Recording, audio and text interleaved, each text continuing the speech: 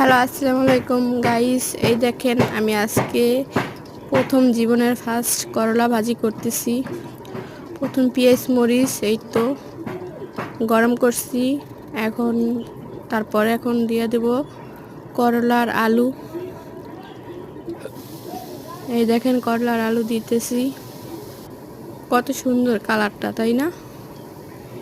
এই তো করলা দিচ্ছি সবগুলা করলা দিতেছি দিয়া তারপরে এই তো এখন নাড়াচাড়া দিব। করলা দেওয়া শেষ। আলু আছে কয়েকটা, আলু কয়টা দিচ্ছি। তারপরে যে খুব সুন্দর লাগতেছি, দেখেন কত সুন্দর গাইস, কি সুন্দর লাগছে।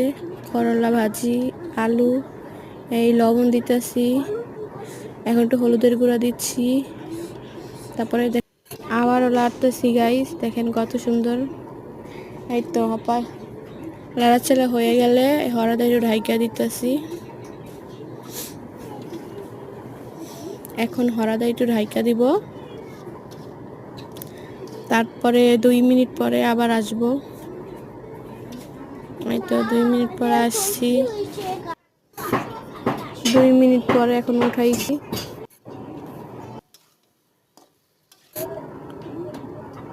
এখন দেখেন হয়ে আইতেছে, অনেক সুন্দর দেখাচ্ছে। আরেকবার ঢাইকা দিমু, তারপরে আবার একটু নাড়াচাড়া দিলে হয়ে যাবে আমার করলা ভাজি। গাইস আপনারা বলবেন কেমন হয়েছে। হ্যাঁ,